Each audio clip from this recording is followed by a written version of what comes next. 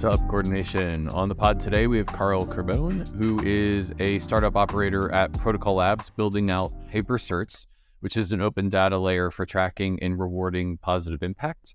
Carl was previously co-founder of Inveritus, which is a Web2 startup for verifying coffee supply chains and helping companies make better sustainability investments, and is a steward at Gitcoin. He's passionate about giving communities the tools they need to fund the work that matters most to them. And that is what this podcast is about. It's about funding the commons with Hypercerts, retroactive public goods funding, quadratic funding. And in this episode, we go deep on Hypercerts, which is a primitive for tracking impact, and the ecosystem and movement that is being built around Hypercerts.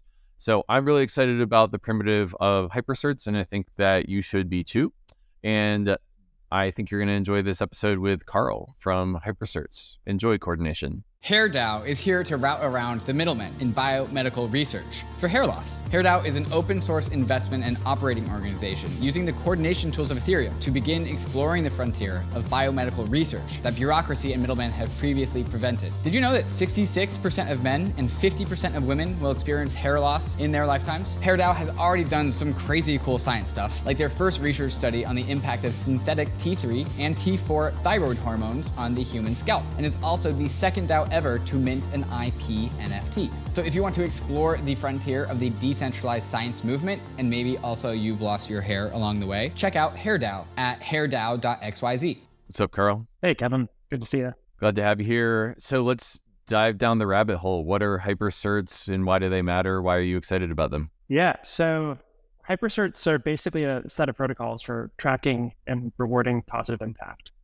And big picture, the goal is really to build a flourishing ecosystem of decentralized networks for funding public goods.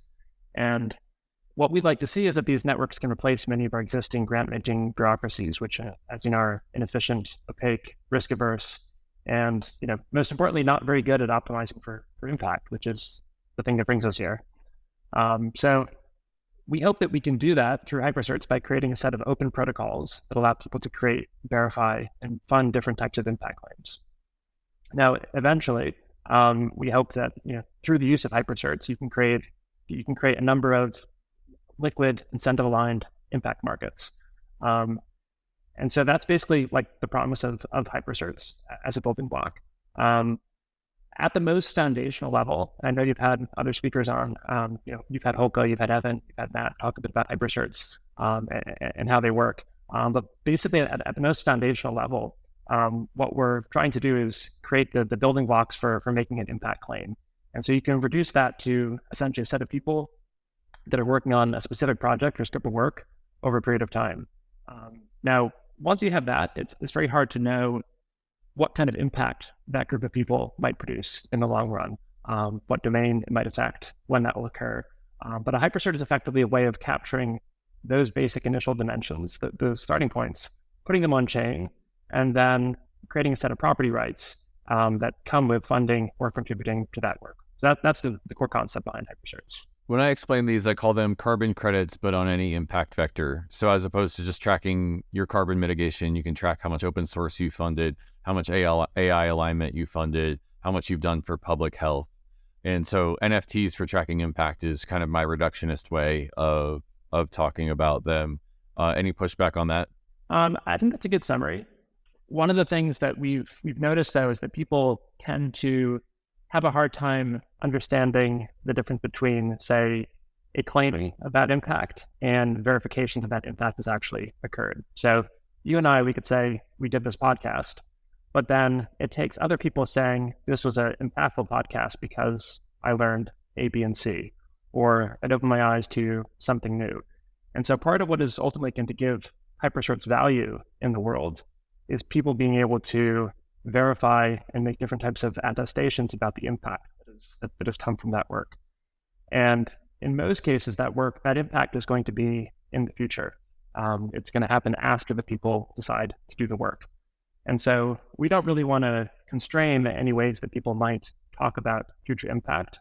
And so one of the things that's kind of difficult to wrap your head around when you first interact with Hypercerts is the idea that oftentimes the concept of what impact this work will create is left pretty open-ended.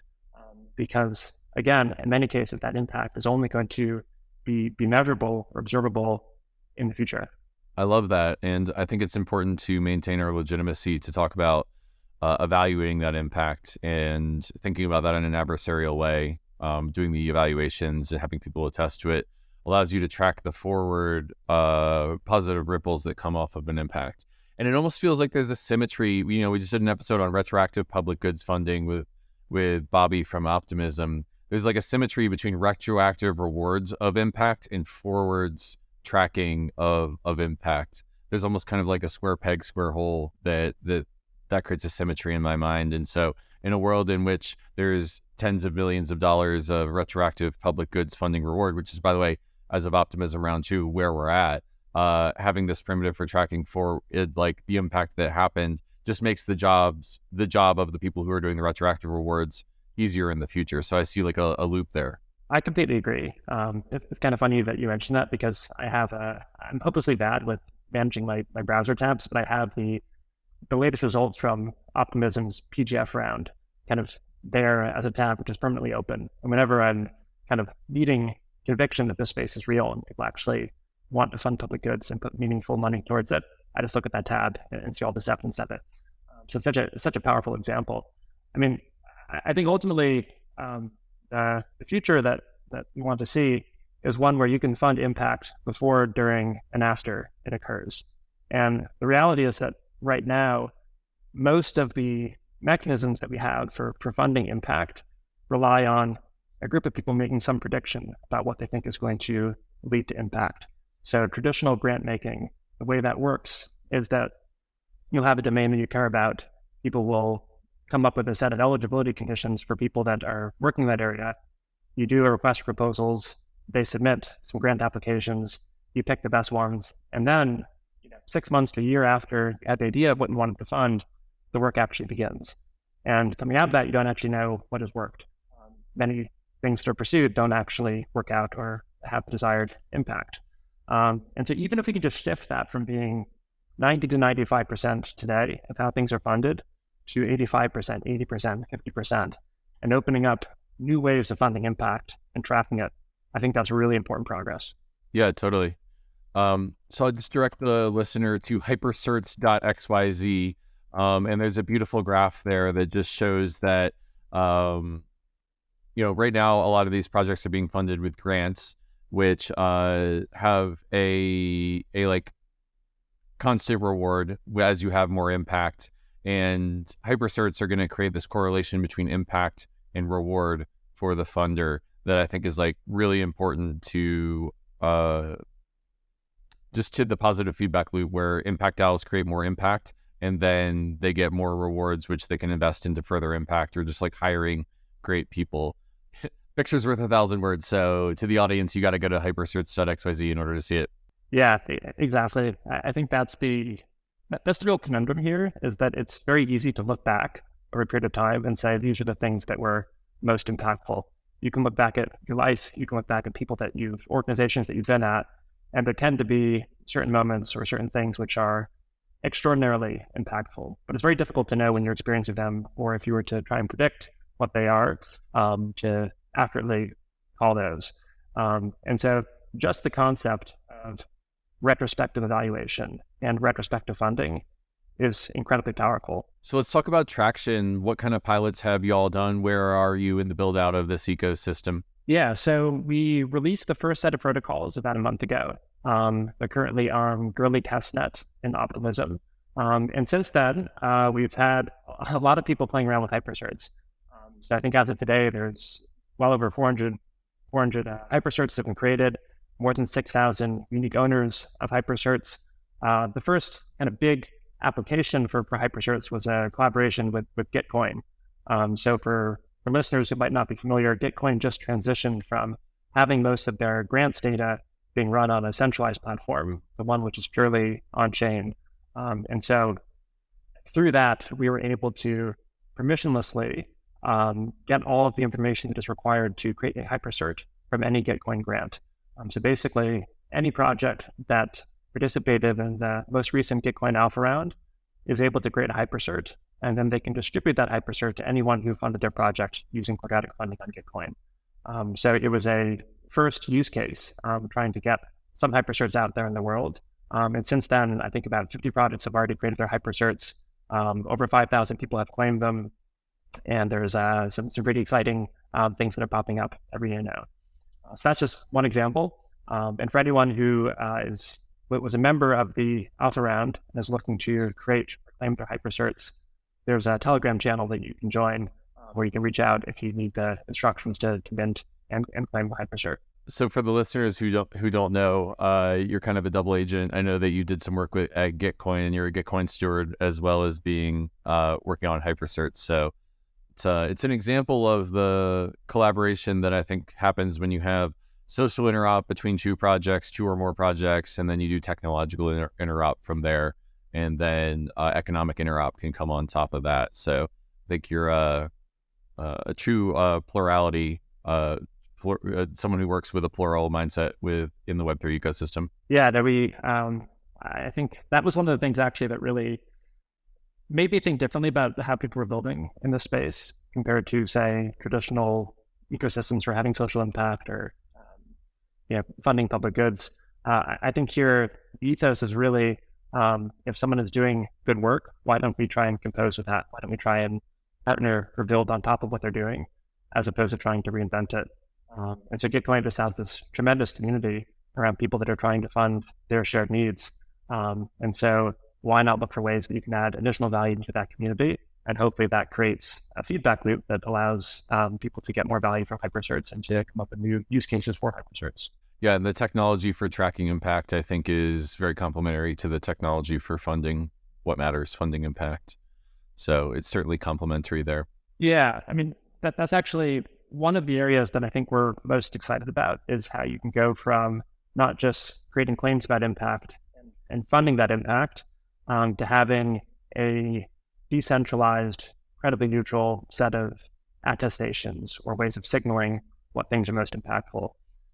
Ultimately, what we want to see is some kind of a three-sided marketplace where you have people creating impact, people funding impact, and then people verifying or signaling that impact is real. And third part is the hardest piece, but also the one that's probably going to unlock the most value, particularly for funders, because then they can measure the impact that their funding has had and ultimately look at the ROI of that funding. Yeah, and I think that there's a lot of capital available. I mean, I'm putting on my Griff Green hat here, but Griff always talks about how much money goes into funding public goods from local, state, and federal governments in the United States, and then NGOs, nonprofits, stuff like that. The number's in the trillions. And so the idea is that if we believe our thesis that networks are going to disrupt hierarchies and that you can create impact more, better, faster, cheaper using networks instead of hierarchies, less administrative overhead, more connections to the ground, then I think that there's a lot of capital that's going to be available. The TAM, the target addressable market for this, is quite large. If we think that we're going to be channeling some of those dollars into impact DAOs that are issuing hypercerts, as opposed to NGOs that have to have, maybe the CEO makes millions of dollars of salary, and there's a ton of administrative overhead from having an office, and they've got a whole bloated grant application and fundraising apparatus. An impact DAO that's just making ETH or making dollars from having impact just feels like a more fundamentally not only internet native structure, but just a better, faster, cheaper way of creating decentralized impact. So that's where it fits in my brain, but I'm curious if you have any reaction to that line of thinking. I certainly agree. I think that if you just have as a rule of thumb that in the physical world, roughly 20% of an economy, through taxes or through whatever mechanism, is going towards funding public goods, we don't have that equivalent in the digital economy. And increasingly, as the digital world becomes more important or very, very difficult to disambiguate from the physical world, the concept of funding digital public goods is only going to become more important. And so it makes a lot of sense to build structures that are digitally native to support that kind of funding. And there's definitely inspiration that we can take from solutions that have been tried before for funding things like bridges and roads and schools. But I think there's a lot of creativity that needs to be applied towards what are digitally native solutions to these types of funding problems. And if you can create regenerative systems that basically build these flywheels of more impact, more funding, more people that then want to work on creating positive impact, all sorts of good things are being possible. It's very early days right now. And I know all of us are looking for good examples of where those flywheels have started to spin and started to create meaningful impact. But I think that, I'm very optimistic that 2 or 3 years from now, the space is going to be full of those types of examples. And we'll basically see this as a kind of a beacon that I hope will inspire people that have been trying to solve, more traditional public goods problems to look to Web3, to look at some of the solutions that have been created here and try and apply this in their own communities. Well, the order of operations feels like Web3 should fund its own public goods, and then we can move on to all digital public goods and then eventually into real world public goods. But, from studying the carbon credit markets, they have an oracle problem where, someone claims that they're not cutting down trees. You have to verify it with satellite imagery. It's faulty. There's a bunch of problems with that in the carbon markets, but it's also just feels like it's easier to, when you're funding Ethereum public goods, we've got this cryptographic chain of proof for everything that ever happens in the Ethereum ecosystem. Not everything, but like the on-chain things. And so it feels like we have way less of an oracle problem to start with building evaluators. And that's exciting to me because it just means that we can build some momentum and some heat around cryptographic public goods. And then, as we build momentum there, then you can start to swallow the elephant of non-cryptographic impact and things of that nature. So the order of operations feels right to me. I agree. Well, yeah, I mean, if you're successful in the next bull cycle, I would love for impact DAOs to be a narrative like up there with what NFTs and DeFi were in the last cycle. You can imagine 100 or 1,000 impact DAOs that are just minting hypercerts and are earning rewards for creating that impact. And to me, that's how the degen and the regen stuff all fits together. So I'm just going to place that idea out into the universe and we'll see what happens with it. Yeah, I agree. I think that if we can create a world where people that are doing things that have a positive impact are able to create some kind of recurring revenue from that and have that be recognized, I think it opens up a lot of possibilities. And a lot of people, having spent some time working in crypto, non-crypto fields or things that are, I guess you could say adjacent in the sense that people are trying to solve similar problems, but using different tools and different technologies to do it. I think a lot of people come in and have a certain amount of optimism for what kind of impact and change they're able to, that they want to be able to create in the world, but then they get defeated by the process of trying to apply for grants and trying to figure out how best to market their work to funders who might not understand it very well. So I'm very hopeful that we can create a world where people who are really good at creating impact can focus on doing that, and they can be rewarded for that. And then that sends a signal for more people to work on this type of thing.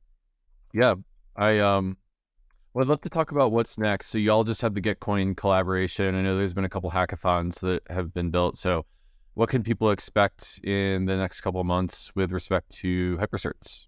Yeah, so there have been some, in addition to the work with Gitcoin, there have been some really exciting hackathons and pilots that have come about. So there's a few that happened at ETH Denver. There's been some more recent work that happened at Zuzalu in Montenegro. There's a couple of different communities in DeSci and carbon markets that are playing around and trying to use hypercerts for their own needs. And as we're creating a set of protocols, that is the goal. The goal is basically to create open source software that people can build with and they can use. And what we're trying to do is shepherd an initial set of core protocols that allow people to do that. So on the protocol side, there are a number of things that we have on the roadmap. The first one is actually completing the initial set of smart contracts that will allow people to create and interact with hypercerts. So there's a white paper which explains in more detail than I'll do now what some of those additional functions and ways of using hypercerts might consist of. And so we want to complete that, and we want to build that so you have a rich hypercert primitive that exists. We want to then deploy that on more chains. Right now, it's just working on testnet and optimism, but we'd like to see hypercerts on any EVM compatible chain. Beyond that, I think there's a couple other pretty big domains that we want to explore. The first one is just around onboarding contributors. And so having verification of the people who are working on a given hypercert. Right now, that information is not stored on chain. We're pretty interested in solutions like Gitcoin Passport or others, which allow you to verify that a person is who they say they are. They have the credentials to link themselves to a project or to a hypercert. Beyond that, I think the other big domain that we're very excited about is the idea of signaling what hypercerts have the most impact. And so you can imagine in a world where there are many, many thousands of hypercerts that are being created, it's going to be important to be able to curate and signal which ones are doing what they said, have had the most impact, are most valuable. And so we'd like to create a rich, credibly neutral layer of impact evaluations that allow people to point to a hypercert and assert whether they think it has had impact. And so that's really the next big area that we want to try and build on top of. I'm wondering what you think so when we get to some amount of minimum viable product, minimum viable set of protocols, what are the first niches that you think hypercerts can be super impactful in? I guess I'm just curious where this will start to have the most impact or hit its network effect first. Yeah, it's a good question. We go back and forth on this a lot because on the one hand, you have the community aspect. And so certain communities are more eager to jump in and start building with hypercerts, and we want to harness that. And on the other hand, you have certain industries or domains which are probably better suited because more of the work is already happening in public and it's easier to verify digitally without having the Oracle problem.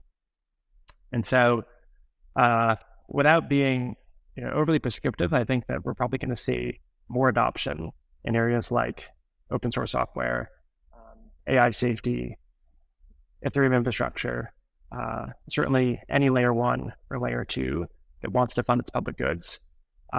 There's a pretty straightforward way that they can start using hypercerts to track what products are doing and who's funding what. As we were saying earlier, I think the question is, once you have a certain amount of market saturation in the crypto public good space, how do you extend that to new domains? A lot of my background, before getting into this, was in real world sustainability, so tracking environmental, economic, and social work in the real world. I think that there's a lot of potential there, but I also think it's much more challenging than starting with things where impact can be tracked and verified in a purely digitally native way. Yeah, it feels like there's an intersection of like who's interested in building on hypercerts now, what are easiest to evaluate right now, and then there's also what does the world need most right now. And I get excited about the intersection of those things. Like feels like the world needs most right now. Obviously climate change is a huge, slow burning problem, both literally and metaphorically. And then, but it feels like AI alignment is like the new coordination failure that it's the new shiny object that they've all moved on to. And so I can't wait to see this get to a level of network effect where it can start having impact on the most existential challenges in the world. I agree. I think that there is obviously a lot of attention going to AI and AI alignment right now. I think it's also a very good candidate for retrospective funding because no one can agree right now on what is going to have the most impact on AI alignment or AI safety, whatever you want to call it. And so the idea of being able to create meaningful sums of money for people to work on this issue, but then look back and say, here were the teams or here were the projects that have actually contributed the most impact and give out some kind of retro funding for that or create grand challenges, prizes. I think that's an area where there should be more funding and much more experimentation because right now, I think the exact opposite of what you want would be a group of experts sitting down, a group of people from existing technology companies, the big 5 tech companies saying, okay, here's what we think should happen and setting that agenda. I think you want to have a lot of people working on this from completely different approaches and being quite open to good solutions coming from unlikely places. Yeah, it's really, it feels like there's multi-levels to this. I mean, there's the creating of the profile, the protocols, and then there's the tools that are going to make them easy to use. And I'm imagining the jobs to be done for people are, I want to find who's ever had the most impact in this domain, or I want to mint a hypercert and I want people to know about it. And so yeah, the protocols, the technology to make them easy to use, and then just the social awareness and the adoption of integrating them. It feels like you're building out an ecosystem and building out a network for there. So it's a challenging undertaking, but I think it gets easier in Web3 when this is a whole like regen crypto movement, as opposed to you all just beating the drum solo together. I mean, just look at the guest list for the GreenPilled over the last 100 episodes. It's no longer just one or two crazy people beating that drum. It's now hundreds, if not thousands of people and projects that are doing it. And so curious to see how the gestalt of all of it over the next couple of years evolves. And I think Hypercerts is a core primitive for that movement. Yeah, that's definitely the way that our team sees it as well. If you kind of imagine that there's all sorts of new coordination and money Legos that are being created, I think the way that I would describe hypercerts are that kind of boring, very thin, flat base panel that you have in every kit, and is necessary to build good structures on top of, but no one gets excited about when they pull it out of the box. And so I would like to see there being all sorts of structures that you built on top of these, and you recognize that you want to have a certain base layer, which allows you to track what a product is, who's doing the work, who's funding it, what kind of impact it's having over time. That just becomes a necessary building block for any of these systems. And no one really feels a need to try and reinvent that if the protocol is serving all of these communities well. Yeah, well, I mean, I think you're too humble. You called them boring, but the NFTs themselves are actually really beautiful. So, Thank you. I think that, like, in the last cycle, we saw people creating PFPs and spending tens or hundreds of thousands of dollars on top of PFPs. What would have to be true to create a world where people want to flex their impact instead of their membership in Bored Ape Yacht Club or something like that. And so the protocol itself might be a very boring and strong foundation, but I think that the sizzle of the art is something that's important for that emotive aspect of creating a movement. And I just want to give you credit where it's due. It's not that boring looking. If you go to hypercerts.org or hypercerts.xyz, you'll see that. Yeah, people are also able to create their own. They can interact directly with the smart contracts and come up with their own artwork, do things on top of it. So I know you and your team, Kevin, have worked on Gratitude. Those look really beautiful as well. There's a few other projects that are trying to create their own, very different artwork on top of hypercerts. And as you said, I think that one of the most important things that we can show to society is the public goods that we care about and what we value. And so if there's a beautiful manifestation of that in the form of art or something else, then I just love to see more of that. Yeah, totally. Well, maybe since you mentioned it, I'll shill GiveGratitude.io, which is something that me and my team at Super Modular created as a way of generating a hypercert that shows your gratitude for a coworker and the work that they did. Really could be anyone that you have gratitude for, but we're using it internally at Super Modular to track the impact that each of each other's work has had. And just a very simple form for generating a hypercert that you can send to a coworker. And, at hypercerts.org, if you create a hypercert, I think there's like 15 fields that you have to fill out. And what we wanted to do was show a very simple, like, I can generate gratitude almost like sending a tweet, without much thought and without much filling out a form. And since it's incredibly neutral protocol, we were able to create a different interface on top of it for that use case. So as a example of the power of protocols there. So GiveGratitude.io is that tool. I'm curious, as someone who worked in traditional impact before you got into Web3, at what point do you think all this stuff becomes legitimate enough that you can go back to your old coworkers and pitch them an integration? Like, Web3 is not popular right now. I don't think there's a ton of legitimacy around the work that we're doing in those circles. Like, at what point do we hit that inflection point in which it changes? It's a good question. I often wonder that myself. We're definitely not close right now, and I think that some of the shenanigans that happened over the past year probably push that even farther into the future. I think that one thing that I've observed is that there's a pretty different mindset that people who have lived, say, outside the US or outside of Europe or places where you have where you've kind of grown up with a functioning democracy and banking system.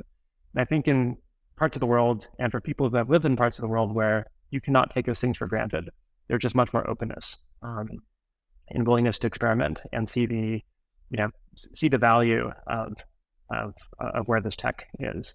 For me, I feel that I was pretty early to grasp the significance and the importance, but actually relatively late to jump in full time and start building.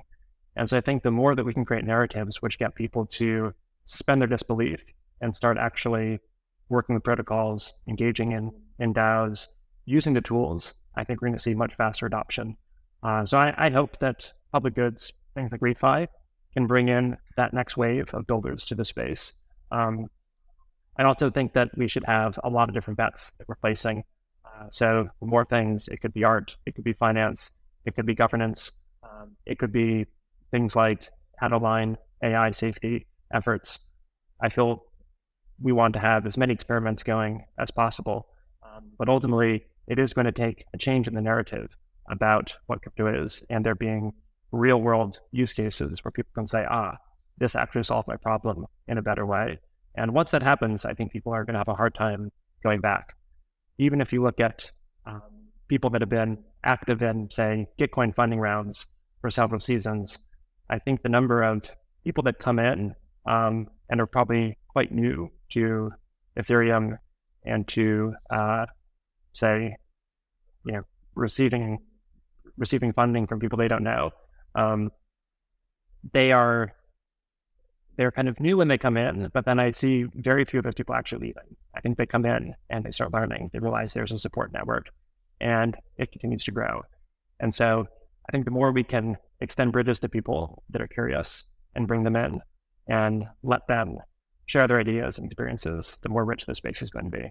For sure. It definitely feels like a rebuilding year, and point taken on how we're not quite there yet.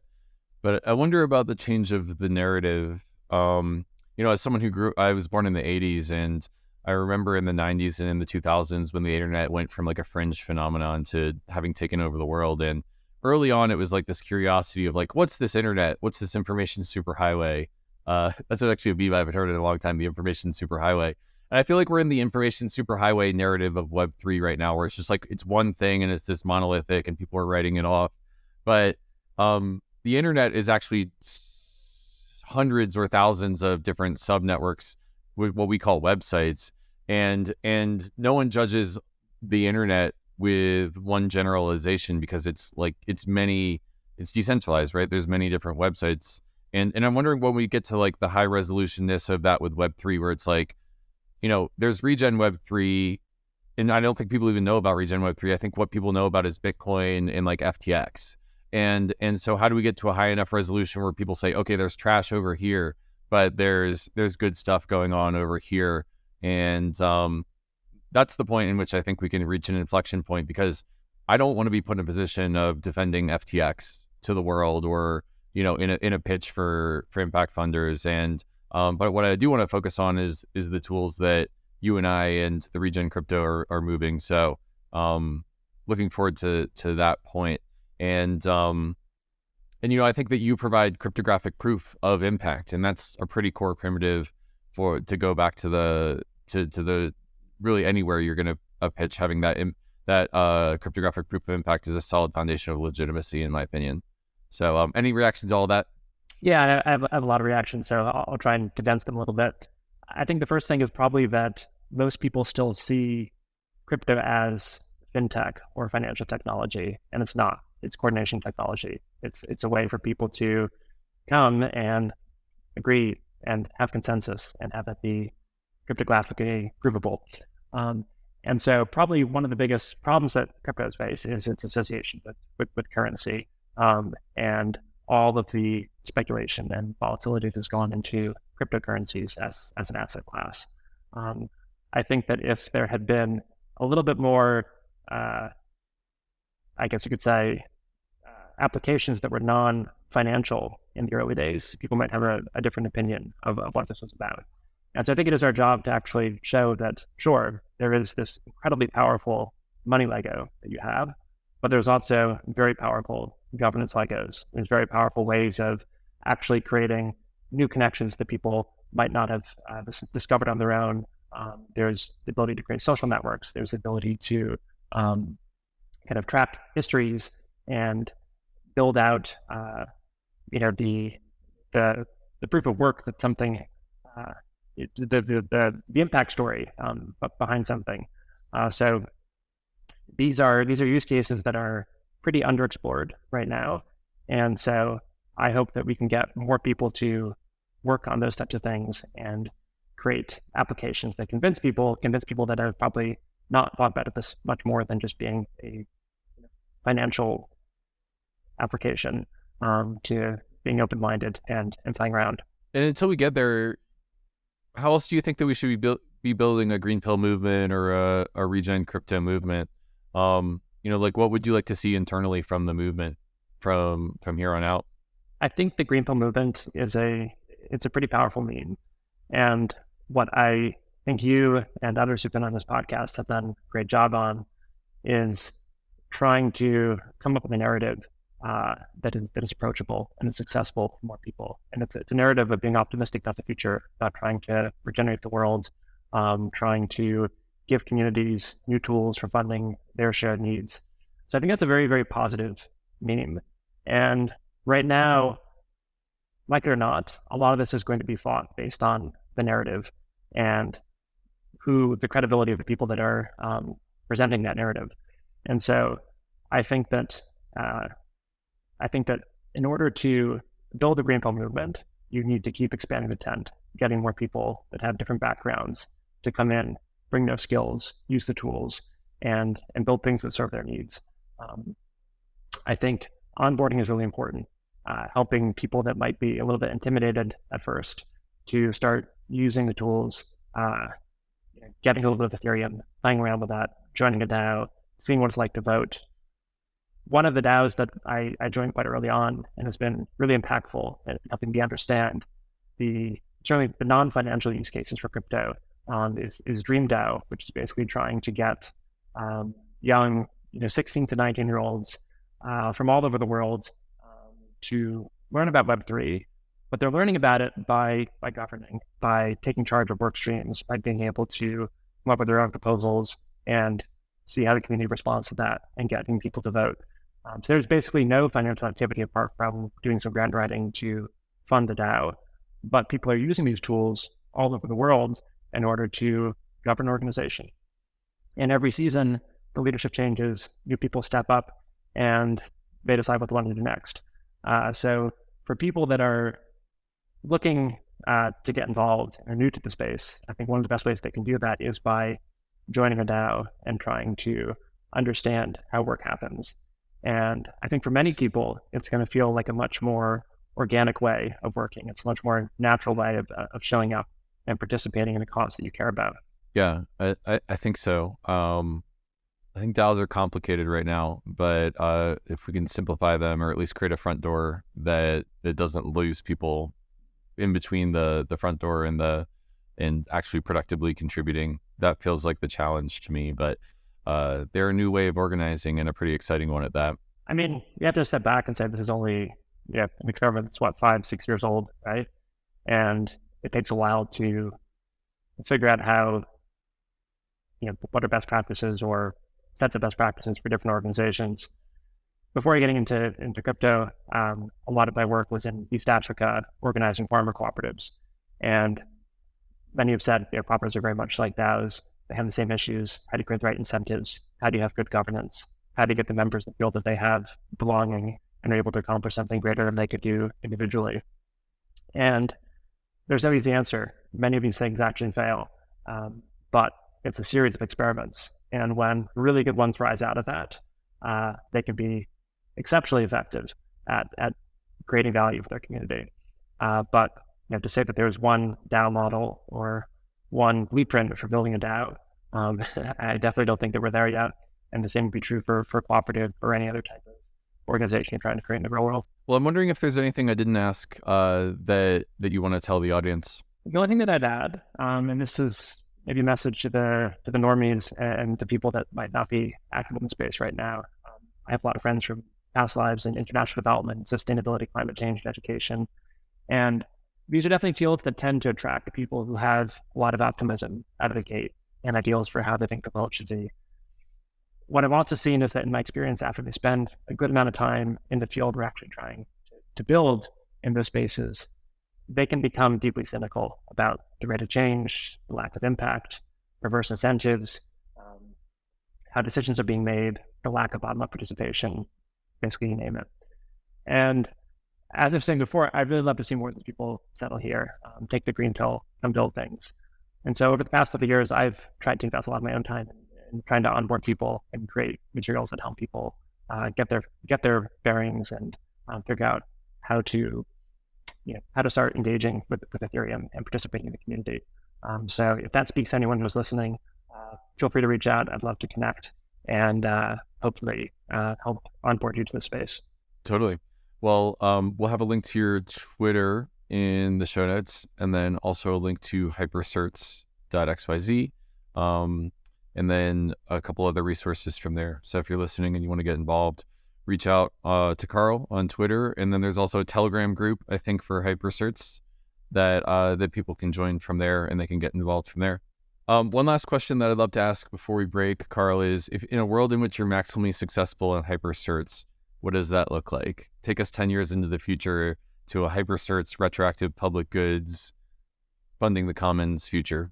So in a world where we're maximally successful, I think I share many of the same goals that you do, which is to have more talent and capital working on public goods, building regenerative society.